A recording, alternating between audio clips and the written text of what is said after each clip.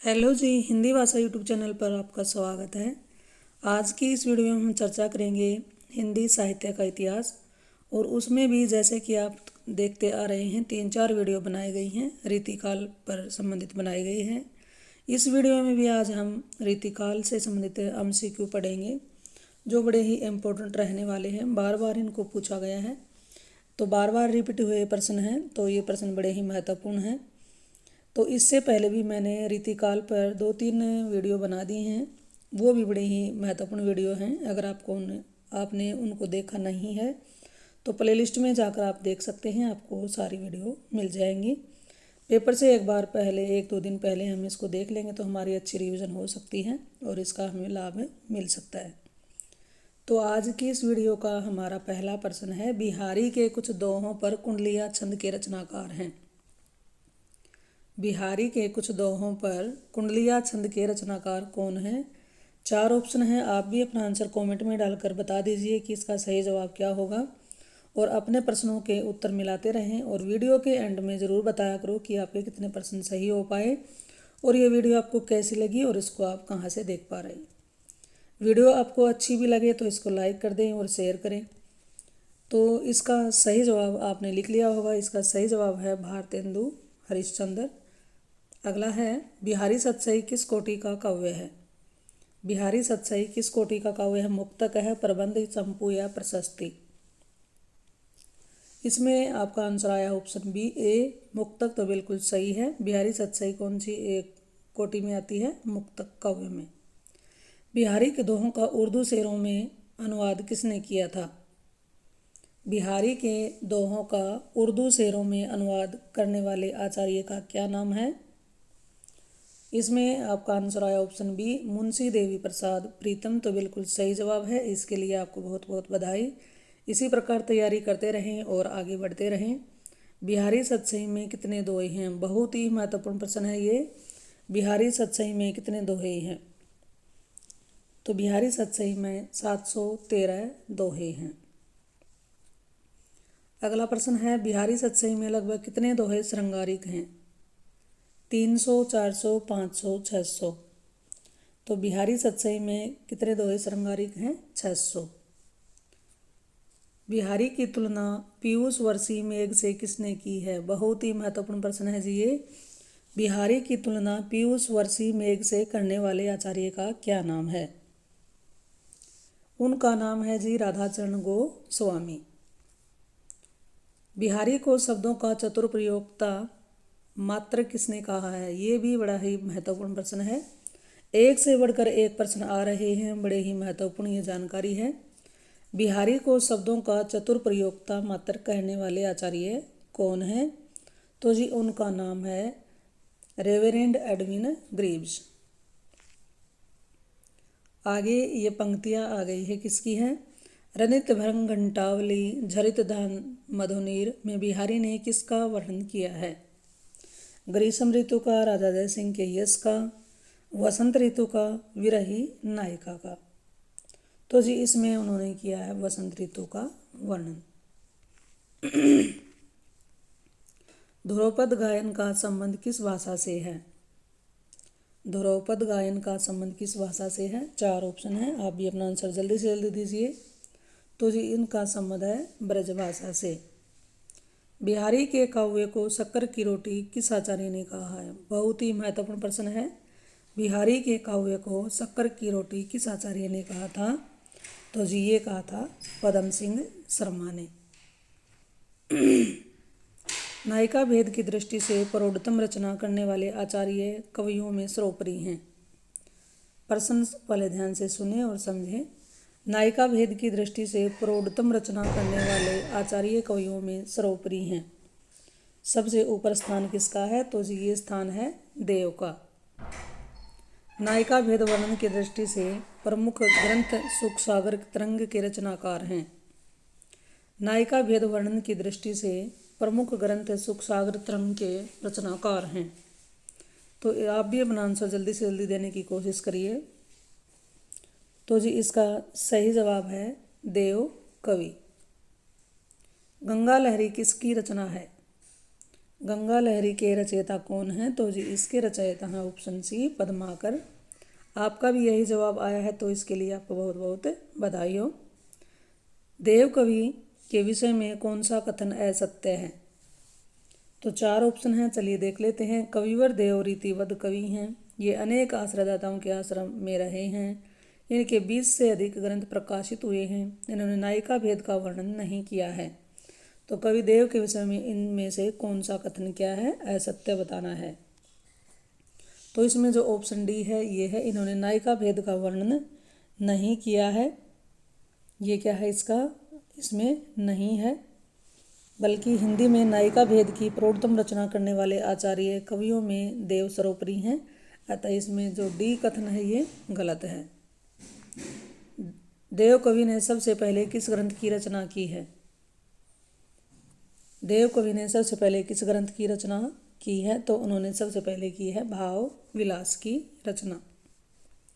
रसनिधि का वास्तविक नाम बताइए। रसनिधि का वास्तविक नाम क्या है? तो जी उनका वास्तविक नाम क्या था? पृथ्वी सिंह। रतन हजारा के रचनाकार कौन हैं? रतन हजारा के रचनाकार कौन हैं? तो जी उनका नाम है रसनिधि। रीतिसिद्ध काव्यधारा के अंतिम कवि के रूप में विख्यात हैं। रीतिसिद्ध काव्यधारा के अंतिम कवि के रूप में कौन प्रसिद्ध रहे हैं? तो जी उनका क्या नाम है ये इसमें बताना है। तो जी उनका नाम है द्विज देव। द्विज देव को रीतिसिद्ध कवियों में अंतिम कवि माना जाता है। आलमकृत माधवानल कामकंदला में कौन सी भाषा है? आलमकृत माधवानल कामकंदला की भाषा कौन सी है? तो जी उसकी भाषा कौन सी थी? अवधी। खंड काव्य श्याम स्नेही के रचयिता कौन है? श्याम स्नेही एक खंड काव्य है, इसके रचयिता का क्या नाम है? तो इसके रचयिता का नाम है आलम। ईशकनामा बिहारी सुभान दंपति विलास के रचनाकार कौन हैं?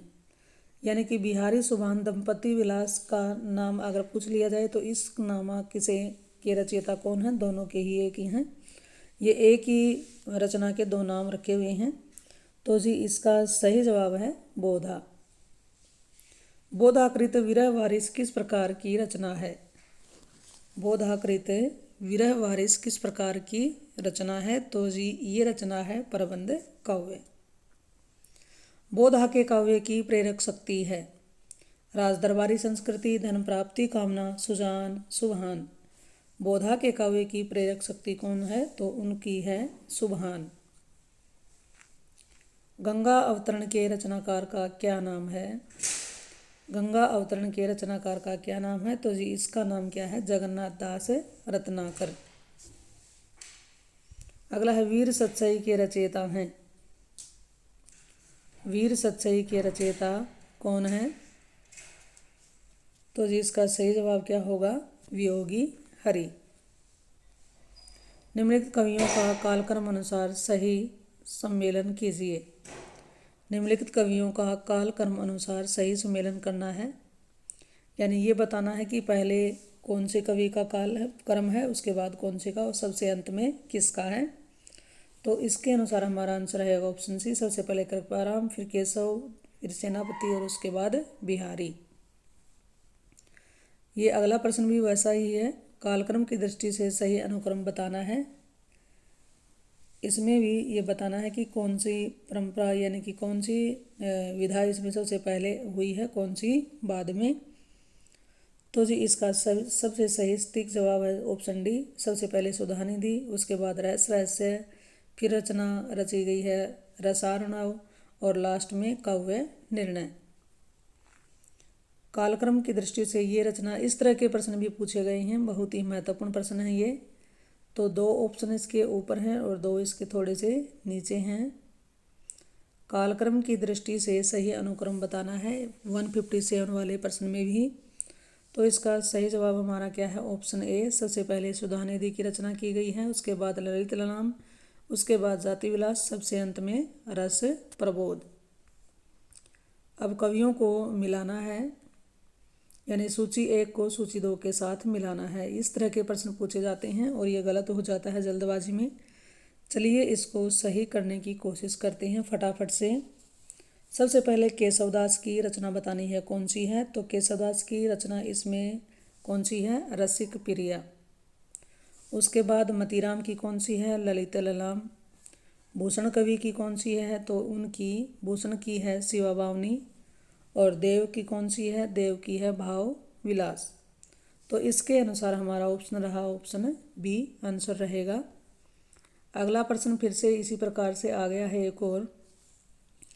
तो यहाँ पर रचनाएं हैं, सूची 1 में रचनाएं हैं और सूची 2 में उनके रचनाकार हैं। चलिए इसको भी करने की कोशिश करते हैं। तो इसमें सबसे पहले है वीर सतसई। वीर सतसई के इसमें सबसे पहले क्या दिया गया है, वीर सतसई। वीर सतसई के कौन है, वियोग हरि, वियोगी हरि है इनका नाम। उसके बाद है बिहारी रत्नाकर। बिहारी रत्नाकर कौन है, बिहारी रत्नाकर के हैं जगन्नाथ रत्नाकर। उसके बाद है लाल चंद्रिका। लाल चंद्रिका के कौन है, लल्लू लाल जी। उसके बाद बिहारी सवैया। बिहारी सवैया के कौन है, कृष्ण कवि। अब इसके अनुसार हमारा आंसर आया है ऑप्शन सी। अगले प्रश्न की बात करें तो इसमें कालक्रम अनुसार सही अनुक्रम बताना है कि पहले किस रचनाकार का जन्म हुआ, उसके बाद किसका और सबसे अंत में किसका। तो जी इसका आंसर है ऑप्शन ए। सबसे पहले रहीम, उसके बाद देव, फिर पद्माकर और फिर प्रताप शाही। कौन सा युग्म असंगत है, बहुत ही महत्वपूर्ण प्रश्न है ये। कौन सा युग्म यानी कि जोड़ा सही नहीं है, तो इसमें चलिए इसको करते हैं। रसविलास देव कवि का है, व्यंग्यार्थ कौमुदी पद्माकर। चलिए अगला देख लेते हैं। श्रृंगार निर्णय भिखारीदास का है और रसरास मतीराम का है। लेकिन जो ऑप्शन बी है व्यंग्यार्थ कौमुदी, ये जो रचना है ये प्रताप की, पद्माकर की नहीं है, बल्कि ये प्रताप शाही की रचना है। तो इसका आंसर सही क्या होगा, ऑप्शन है बी। अगला प्रश्न है कौन सा युग्म, फिर से ऐसा ही प्रश्न एक और आ गया है। तो बड़े ध्यान से एक एक प्रश्न में 5-5 या 4-4 इसमें याद हो रहे हैं प्रश्न, बड़े ही महत्वपूर्ण है एक एक। तो इसमें भी बताना है कि कौन सा युग्म क्या है, असंगत है। तो इसमें भाषा भूषण जसवंत सिंह बिल्कुल सही है, ललित ललाम मतीराम की सही है, पद्म आवरण पद्माकर की है बिल्कुल सही है। लेकिन ऑप्शन सी क्या है, कवि कुल कंठा आवरण। कवि कुल कंठा आवरण किसकी, भूषण की नहीं है, बल्कि ये दुल्लह कवि की रचना है। अगले प्रश्न की बात करें तो प्रश्न है ये फिर से आ गया ऐसा ही। चलिए इसको भी कर ही लेते हैं। इसमें सबसे पहले छंदमाला केशवदास बिल्कुल सही है, छंद शास्त्र मतीराम ये भी बिल्कुल सही है। उसके बाद छंद वृत्त विचार सुखदेव ये बिल्कुल सही है। लास्ट में दिया हुआ है छंदो वर्णम पिंगल, ये वृंद कवि की नहीं है, बल्कि ये किसकी है, भिखारीदास की रचना है। तो इसमें ये असंगत है, ऑप्शन डी। अगला प्रश्न इसमें है, अब इसमें भी सूची आ गई है, इसको भी करने की कोशिश करते हैं। तो थोड़ा सा इसको छोटा करने की कोशिश ताकि आपको ये अच्छे से दिखाई दे जाए। चलिए इसको कर लेते हैं। तो इसमें देखिए, इसमें एक सूची 1 में तो दी गई हैं पंक्तियाँ और सूची 2 में दी गई हैं उनके आचार्य या रचनाकार। तो इसमें चलो करते हैं शुरुआत इसकी। तो सबसे पहले इसमें क्या है, उजड़नी बसी है हमारी आँखियाँ देखो। तो ये पंक्ति किसकी है, तो इसमें देखिए 4 प्रश्न हमारे कवर हो जाएंगे। तो जी ये पंक्ति किसकी है, घनानंद जी की है। पहला किसके साथ है, 4 के साथ। उसके बाद चलिए दूसरा देखते हैं। जानी प्रत है काक पिक ऋतु वसंत के माही। तो जी ये किसकी पंक्ति है, ये है वृंद कवि की। तो दूसरे में क्या हो गया, 5 नंबर। उसके बाद अगला करते हैं, इंद्र जिमी जम पर बाड़व सोहम पर। तो जी ये पंक्ति किसकी है, ये है भूषण की। तो पहले में कौन सा हो गया, इसमें तीसरे में कौन सा हुआ है, तीसरे में पहला। अगला है नवरस सब संसार में, नवरस में संसार, बहुत ही महत्वपूर्ण ये पंक्ति है। तो जी ये किसकी है, ये है देव कवि की। तो इसमें 4 में कौन सा हो गया, 4 में हो गया 3। तो इसके अनुसार हमारा आंसर बनता है ऑप्शन सी। अगले प्रश्न की बात करते हैं। आगे है प्रश्न 169 से 200 तक प्रत्येक प्रश्न के लिए काव्य पंक्ति या कथन दिया गया है। इसके रचयिता के लिए चार चार नाम दिए गए हैं, इनमें एक ही सही है। आपको सही विकल्प का क्या करना है, चयन करना है। यानी ये यहाँ पर इसकी पंक्तियाँ इनकी मिलेंगी और ये बताना है ये पंक्तियाँ किसकी हैं। चलिए जी शुरुआत करते हैं। काव्य की रीति सीखी सो कविंसो, देखी सुनी बहुलोक की बातें। तो ये बताइएगा ये किसकी पंक्ति है। तो चार ऑप्शन हमारे सामने हैं, तो जल्दी से जल्दी आंसर देने की कोशिश कीजिए। तो जी आपने आंसर लिख लिया होगा। इसका सही जवाब मैं बता देती हूँ, ऑप्शन डी। ये पंक्ति है भिखारी दास जी की। थोरे कर्म कर्म ते कहीं अलंकार की रीति। थोरे कर्म कर्म ते कहीं अलंकार की रीति। तो ये पंक्ति किसकी है। तो जी ये पंक्ति है दुल्हा कवि की। भूषण बिनु न विराजय कविता वनिता मित। बहुत ही महत्वपूर्ण पंक्ति है, बार बार पेपर में आई हुई देखी गई है। बताइए जी ये पंक्ति किसकी है। आपने आंसर लिख लिया होगा तो आंसर इसका मैच कर लीजिएगा। ये कवि है कवि केशवदास की। अगली पंक्ति भी बहुत ही इम्पोर्टेंट है। अविधा उत्तम काव्य है, मध्यम लक्षणाहीन। बहुत ही महत्वपूर्ण पंक्ति है। तो बताइए जी ये किसकी पंक्ति है। ये पंक्ति है देव कवि की। डार दुरुम पलना बिछोना नव पल्लव के, सुमन झुंगुला सोहे तन छवि भारी दे। ये हमारी 10th क्लास की NCERT की जो बुक है उसमें कवि देव की क्या है, एक कविता है। तो जी ये इसमें बताना है ये किसकी है। तो मैं आपको बता भी चुकी हूँ बातों ही बातों में। तो देव की ये रचना है डार दुरुम पलना। इसमें वसंत ऋतु का आगमन किया गया है। अगला है नवरस सब संसार में, नवरस में संसार, नवरस सार श्रृंगार रस, युगल सार श्रृंगार। बहुत ही महत्वपूर्ण पंक्ति है जी। ये बताइए किसकी है। तो जी ये भी किसकी है, देव कवि की ही है। वेद में बखानी तीन लोकन को ठुकरानी। वेद में बखानी तीन लोकन को ठुकरानी। बताइए पंक्ति किसकी है। तो जी ये पंक्ति है हमारी सेनापति जी की।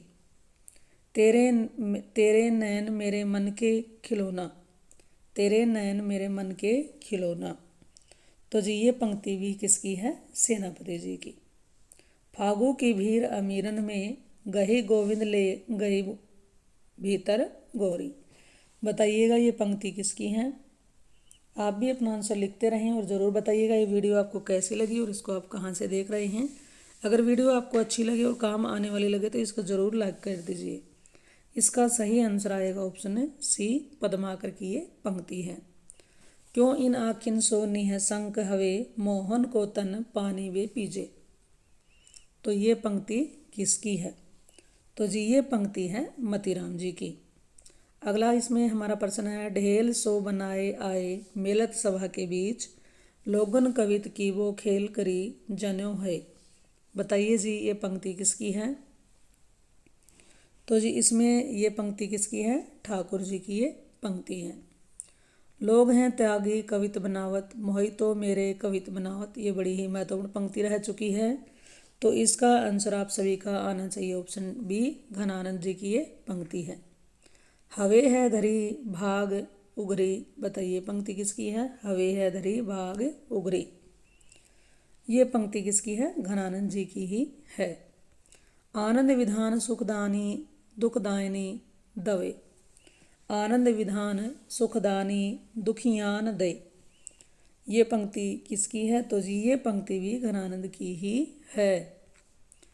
यहाँ साँचे चले तजी आप नपो, झिझके कपटीचे निशांक नहीं। ये पंक्तियाँ किसकी हैं। तो जी ये पंक्ति है घनानंद की ही। तो घनानंद की पंक्तियाँ कई बार आ जाती हैं पेपर में, तो इनको अच्छे से करके जाना है आपको। बिछड़ोए मिले मीन पतंग दशा, कहाँ मौजिए गति को परसे। तो ये किसकी पंक्ति है। ये पंक्ति भी घनानंद की ही है। देह दही न रहे सुधे, गेह की भूली ही नेम को नाम न लीजिए। तो जी ये पंक्ति भी किसकी है, घनानंद जी की ही है। यह प्रेम को पंथ कराल महा, तरवारी के धार पे धावनो है। कई बार पेपर में इसको देखा गया है। यह प्रेम को पंथ कराल वहाँ तरवारी के धार पे धावनो है। तो जी ये पंक्ति किसकी है? ये पंक्ति किसकी है? ये पंक्ति है बोधा की। काम कंदला सी त्रिया नर माधव सो होय। काम कंदला सी त्रिया नर माधव सो होय। तो इसके रचयिता हैं बोधा। भाषा प्रवीण सुछंद सदा रही जो धनजी के कवित बखाने। भाषा प्रवीण सुछंद सदा रहे सो धनजी के कवित बखाने। ये पंक्तियां हैं ब्रजनाथ जी की। सिवा जो न होत तो सुनत कौन सबकी। सिवा जो न होत तो सुनत कौन सबकी। ये पंक्ति है भूषण जी की। नहीं पराग नहीं मधुर मधु नहीं विकास इहि काल। अली कली सो ही बंधो आगे कौन हवाल। बहुत ही महत्वपूर्ण जी ये पंक्ति रह चुकी है। पेपर में इसको कई बार देखा भी गया है। तो जी ये पंक्ति आप सबने इसका आंसर लिख लिया होगा और मुझे आशा है आपको सभी का आंसर आया होगा बिहारी, ऑप्शन है डी। अगर ये आपका ये सब का आंसर आया है तो आपकी बहुत ही अच्छी तैयारी है। अगला है गुरु गह्यो राम भजननी को मोहि लागत राज डगर सो। बताइए ये पंक्ति किसकी है? तो ये पंक्ति है ब्रजनाथ जी की। अगला है काव्य परंपरा को न मानने वाला काव्य अंधा। शब्द प्रयोग में औचित्य का प्रयोग न मानने वाला काव्य बधिर। बहुत ही महत्वपूर्ण पंक्ति है, समझने की कोशिश कीजिए। छंद दोष से युक्त काव्य पंगु। अलंकार रहित काव्य नग्न और अर्थ रहित काव्य मृतक तुल्य है। बहुत ही महत्वपूर्ण पंक्तियां हैं, किसकी हैं एक बार फिर से सुन लीजिए। काव्य परंपरा को न मानने वाला काव्य अंधा। शब्द प्रयोग में औचित्य का प्रयोग न मानने वाला काव्य बधिर। छंद दोष से युक्त काव्य पंगु। अलंकार रहित काव्य नग्न और अर्थ रहित काव्य मृतक तुल्य है। बताइए ये किसकी पंक्ति है? तो जी ये पंक्ति है केशवदास जी की। मेरी जानकारी में बिहारी जैसी रचनाएं यूरोप की किसी भी भाषा में नहीं मिलती। ये कथन किसने कहे हैं बिहारी जी के लिए? मेरी जानकारी में बिहारी जैसी रचनाएं यूरोप की किसी भी भाषा में नहीं मिलती। तो जी ये कहा था डॉक्टर गिरियर्सन ने। किसी भी कवि का यश उसकी रचनाओं के परिणाम के हिसाब से नहीं होता, गुण के हिसाब से होता है। मुक्तक कविता में जो गुण होना चाहिए वह बिहारी के दोहों में चरम उत्कर्ष को पहुंचा है, इसमें कोई संदेह नहीं। तो जी बताइए ये पंक्ति किसकी है? बहुत ही महत्वपूर्ण ये पंक्ति है। तो जी ये पंक्ति है डॉक्टर रामचंद्र शुक्ल जी की। केशव अलंकारवादी कवि हैं। केशव अलंकारवादी कवि हैं। तो जी ये इस वीडियो का हमारा अंतिम प्रश्न है। तो ये जानकारी आपको कैसी लगी ये बताइएगा और इसका आंसर आपको कमेंट में डालकर ज़रूर बताना है कि इसका सही जवाब क्या होगा। तभी मुझे ये लगेगा कि आप पूरी वीडियो देखते हैं और कुछ इससे सीखते हैं। केशव अलंकारवादी कवि हैं। तो इसके ऑप्शन है रामचंद्र शुक्ल, वियोगी हरि, डॉक्टर नगेंद्र, डॉक्टर वासुदेव सिंह। तो इसका सही जवाब क्या होगा? नहीं तो जो अगली वीडियो बनाई जाएगी सबसे पहले इसी का आंसर आपको बता दिया जाएगा। तो ठीक है, फिर मिलते हैं नई वीडियो में नई जानकारी में। तो ये जानकारी आपको अच्छी लगी हो तो वीडियो को लाइक कर दें और ज़्यादा से ज़्यादा इसको शेयर करें। और चैनल पर आप पहली बार आए हैं तो इस चैनल को सब्सक्राइब कर लें। फिर मिलते हैं एक और नई वीडियो नई जानकारी के साथ। इस चैनल पर आने के लिए आपका बहुत बहुत धन्यवाद।